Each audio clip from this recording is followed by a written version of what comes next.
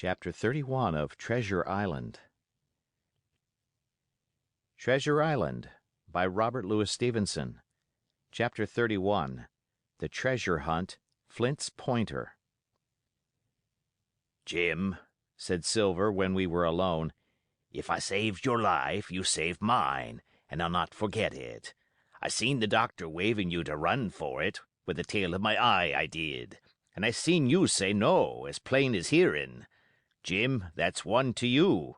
This is the first glint of hope I had since the attack failed, and I owe it you. And now, Jim, we're to go in for this here treasure hunting, with sealed orders, too, and I don't like it. And you and me must stick close, back to back like, and we'll save our necks in spite of fate and fortune." Just then a man hailed us from the fire that breakfast was ready, and we were soon seated here and there about the sand over biscuit and fried junk. They had lit a fire fit to roast an ox, and it was now grown so hot that they could only approach it from the windward, and even there not without precaution. In the same wasteful spirit they had cooked, I suppose, 3 times more than we could eat, and one of them, with an empty laugh, threw what was left into the fire, which blazed and roared again over this unusual fuel. I never in my life saw men so careless of the morrow. Hand to mouth is the only word that can describe their way of doing, and what with wasted food and sleeping sentries, though they were bold enough for a brush and be done with it, I could see their entire unfitness for anything like a prolonged campaign. Even Silver, eating away, with Captain Flint upon his shoulder, had not a word of blame for their recklessness.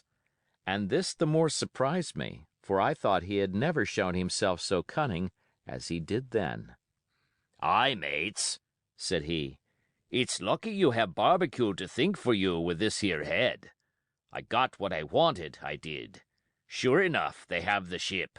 Where they have it, I don't know yet, but once we hit the treasure, we'll have to jump about and find out.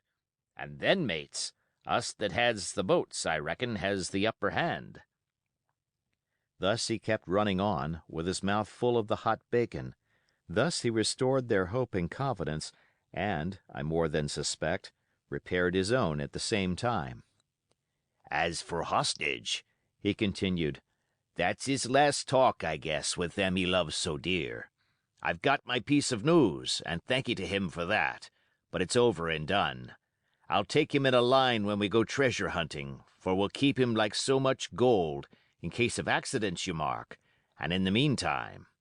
Once we got the ship and treasure both, and off to sea like jolly companions, why then we'll talk Mr. Hawkins over, we will, and we'll give him his share, to be sure, for all his kindness."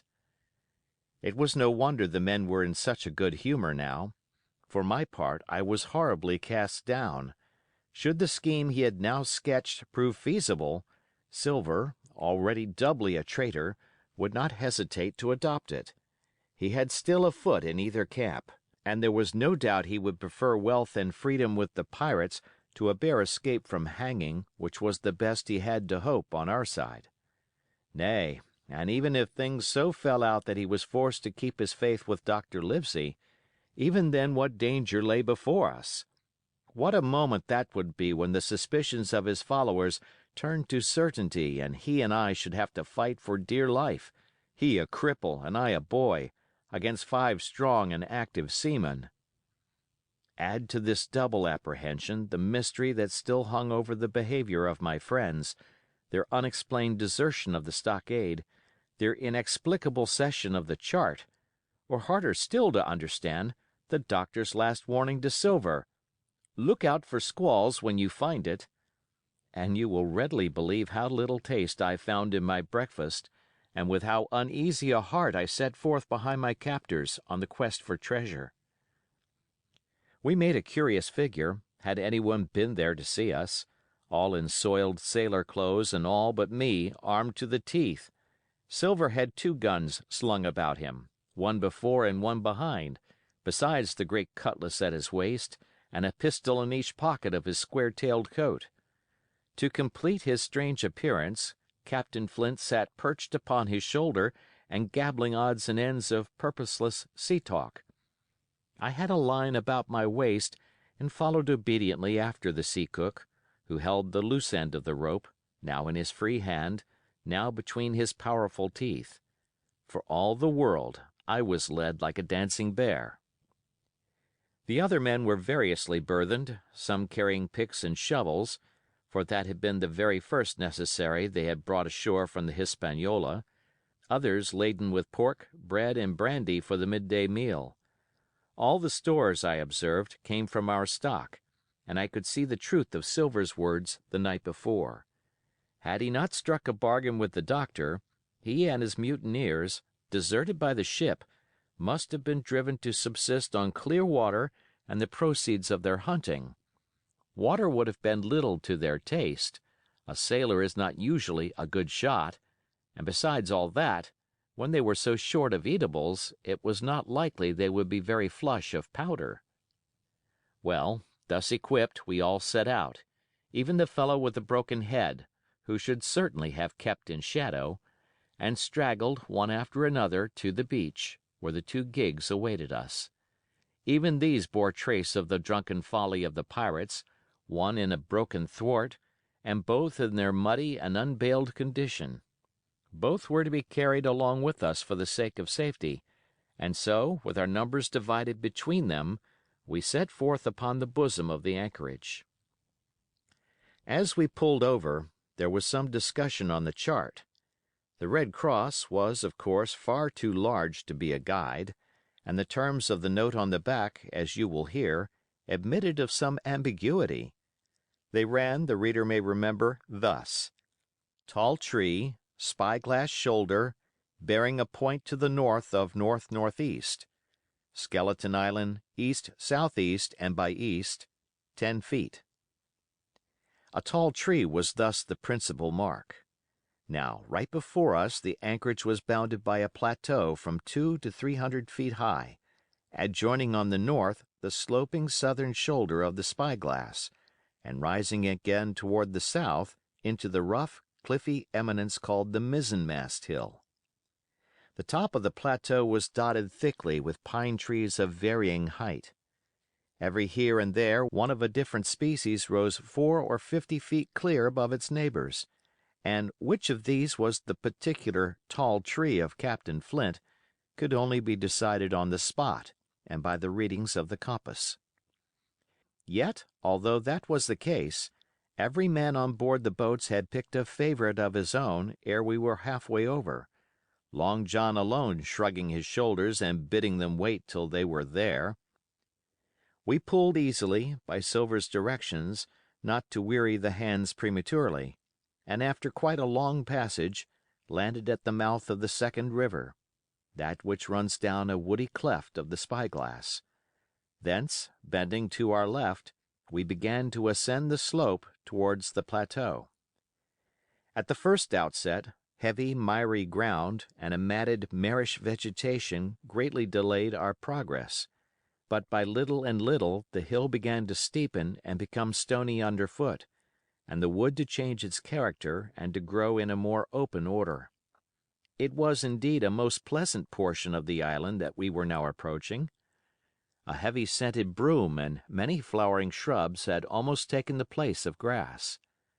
Thickets of green nutmeg trees were dotted here and there with the red columns and the broad shadow of the pines, and the first mingled their spice with the aroma of the others. The air, besides, was fresh and stirring, and this under the sheer sunbeams was a wonderful refreshment to our senses. The party spread itself abroad, in a fan shape, shouting and leaping to and fro. About the center, and a good way behind the rest, Silver and I followed, I tethered by my rope, he plowing, with deep pants, along the sliding gravel. From time to time, indeed, I had to lend him a hand, or he must have missed his footing and fallen backwards down the hill. We had thus proceeded for about half a mile and were approaching the brow of the plateau, when the man upon the farthest left began to cry aloud as if in terror. Shout after shout came from him, and the others began to run in his direction. "He can't have found the treasure," said old Morgan, hurrying past us from the right, for that's clean atop." Indeed, as we found when we also reached the spot, it was something very different. At the foot of a pretty big pine, and involved in a green creeper, which had even partly lifted some of the smaller bones, a human skeleton lay, with a few shreds of clothing, on the ground. I believe a chill struck for a moment to every heart. "He was a seaman," said George Merry, who, bolder than the rest, had gone up close and was examining the rags of clothing. "Leastwise, this is good sea cloth." "Ay, ay," said Silver, "like enough. You wouldn't look to find a bishop here, I reckon. But what sort of a way is that for bones to lie? 'Tain't in nature." Indeed, on a second glance it seemed impossible to fancy that the body was in a natural position. But for some disarray, the work perhaps of the birds that had fed upon him, or of the slow-growing creeper that had gradually enveloped his remains, the man lay perfectly straight, his feet pointing in one direction, his hands, raised above his head like a diver's, pointing directly in the opposite. "I've taken a notion into my old numbskull," observed Silver. "Here's the compass, there's the tip-top point of Skeleton Island, sticking out like a tooth. Just take a bearing, will you, along the line of them bones." It was done. The body pointed straight in the direction of the island, and the compass read duly, east, southeast, and by east. "I thought so," cried the cook. "This here is a pointer. Right up there is our line for the Pole Star and the Jolly Dollars. But by thunder, if it don't make me cold inside to think of Flint. This is one of his jokes, and no mistake. Him and these 6 was alone here. He killed 'em every man. And this one he hauled here and laid down by compass, shiver my timbers. They're long bones, and the hair's been yellow. Aye, that would be Allardyce. You mind Allardyce, Tom Morgan?" "Aye, aye," returned Morgan. "I mind him. He owed me money, he did, and took my knife ashore with him." "Speaking of knives," said another, "why don't we find his'n lying round? Flint warn't the man to pick a seaman's pocket, and the birds I guess would leave it be." "By the powers, and that's true!" cried Silver. "There ain't a thing left here," said Merry, still feeling round among the bones. "Not a copper jwat nor a baccy box. It don't look natural to me." "No, by gum, it don't," agreed Silver. "Not natural, nor not nice, says you. Great guns! Messmates, but if Flint was living, this would be a hot spot for you and me. 6 they were, and 6 are we, and bones is what they are now." "I saw him dead with these here deadlights," said Morgan. "Billy took me in. There he laid with penny pieces on his eyes." "Dead? Aye, sure enough, he's dead and gone below," said the fellow with the bandage. "But if ever spirit walked it would be Flint's.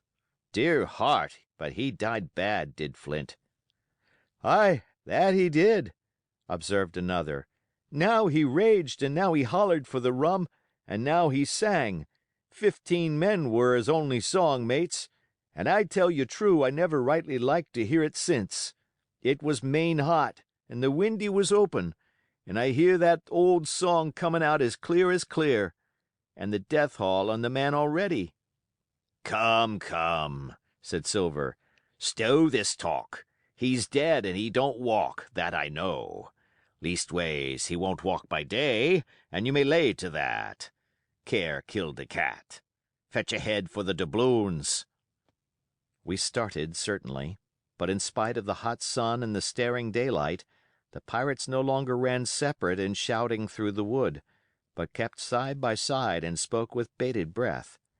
The terror of the dead buccaneer had fallen on their spirits. End of chapter.